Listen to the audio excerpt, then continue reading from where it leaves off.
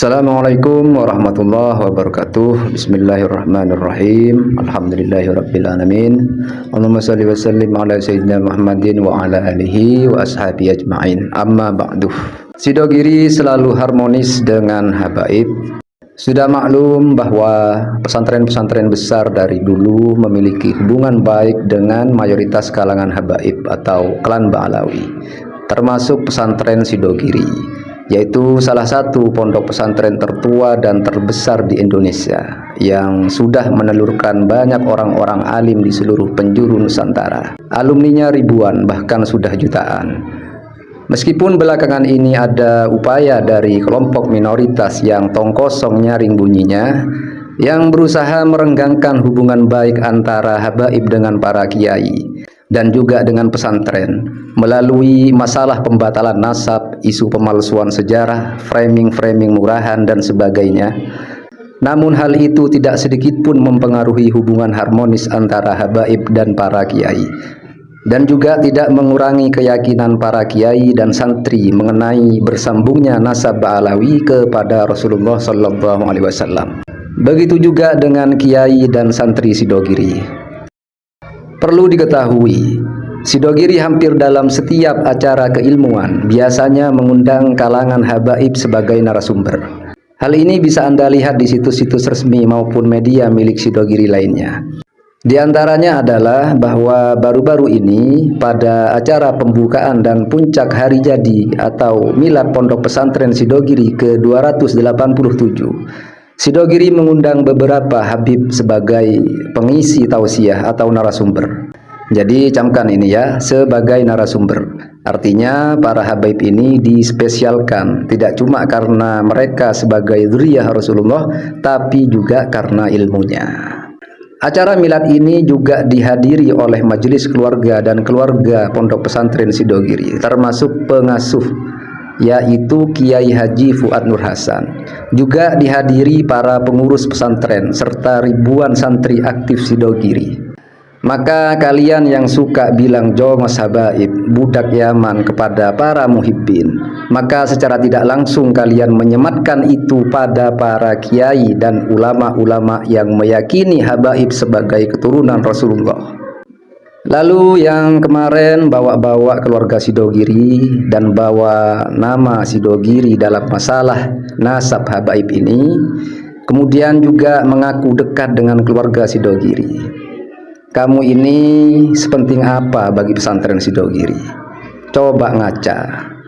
Pernahkah kamu itu diundang sebagai narasumber atau pembicara dalam forum-forum ilmiah yang diadakan oleh pesantren Sidogiri, seperti Kiai Idrus Romli dan Ustadz Wafi? Pernah nggak itu? Dan coba tanyakan dan pastikan dulu pada Pak Imad, Jazuli yang ngak-ngangan itu, serta kawan-kawannya, bersedia nggak kalau berdiskusi masalah nasab Ba'alawi ini di Sidogiri? Kamu kan berkoar-koar nantang diskusi Kiai Idrus Ramli dan Ustadz Wafi di Sidogiri, bawa-bawa nama Pak Imad and the gengnya itu. Sementara Pak Imad dan kawan-kawannya itu belum ada kejelasan untuk siap berdiskusi, apalagi diskusinya di Sidogiri. Alasannya selalu klise, harus mewakili dari MDRA. Di sisi lain tidak mau berdiskusi dengan sesama pribumi. Padahal secara definisi habaib yang ada di Indonesia ini adalah pribumi. Walaupun sebenarnya sudah tidak relevan lagi istilah pribumi itu dipakai. Kalian ini terlalu banyak syarat. Mulai dari harus ada kitab sejaman, inilah itulah, sampai masalah diskusi saja harus dari RA. Kalian ini itu sebenarnya orang ruwet, banyak maunya. Giliran diminta datang ke RA baik-baik tidak mau.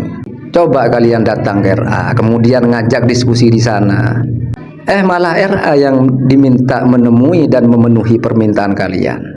Ingat, kalian ini sebagai penuduh. Penuduh itu harus datang minta klarifikasi. Gak usah koar-koar di media terus.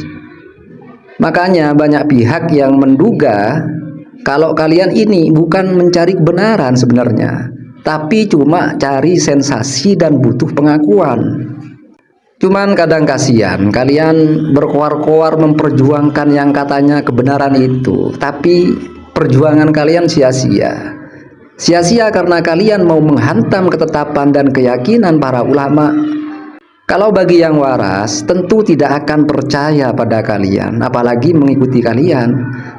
Kalian ini ibarat curut yang mau nabrak tembok besar dan kokoh. Ya mati sendiri. Lalu mengenai jawaban si Hasan pada pertanyaannya Gus Wafi, kenapa menitik beratkan pada Ubaidillah saja yang dipermasalahkan? Kok gak saudara-saudaranya juga, yaitu Sayyid Ali dan Sayyid Husain juga? Padahal catatan nasab keduanya rentang selisih waktunya juga lama, yaitu 250 tahun.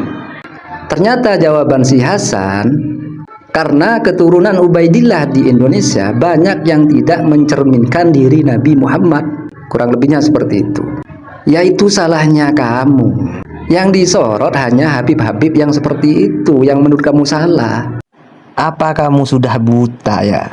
Nggak ngelihat pada Habib-Habib seperti Habib Lutfi bin Yahya yang katanya Gus Abbas itu beliau adalah ulama dan waliullah. Kemudian ada Habib Ali Al-Habsyi Kuitang yang semasa hidupnya beliau terkenal berpengaruh baik. Juga ada Habib yang muda, pemeran Kian Santang, yaitu Habib Alwi Assegaf yang beliau ini terkenal akhlaknya baik. Dan masih banyak Habib-Habib yang terkenal baik, terkenal alim, baik yang masih hidup dan sudah tiada. Jangan buta lah. Coba persentase, lebih banyak mana habaib yang bermasalah dengan yang tidak? Survei kalau perlu.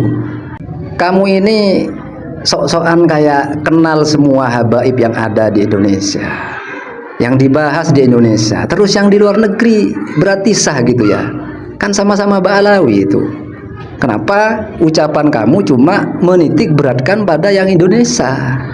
Ini jawaban Hasan memang sering ngelindur, sering nggak nyambung, sering belum begini ini yang mau ngajak debat, mau mengajak diskusi orang seperti Hasan ini, ya sulit kalau mau diskusi dengan tingkat pemahaman dan kecerdasan yang selalu salah paham. Sekian, jadi saya pertegas saja bahwa kita bisa membaca sejauh ini Sidogiri dan pondok-pondok besar lainnya tidak pernah, kalau perlu tidak akan pernah mendukung para pembatal nasab ini, apalagi sampai terpengaruh dengan ocehan-ocehan mereka. Dari saya semoga bermanfaat.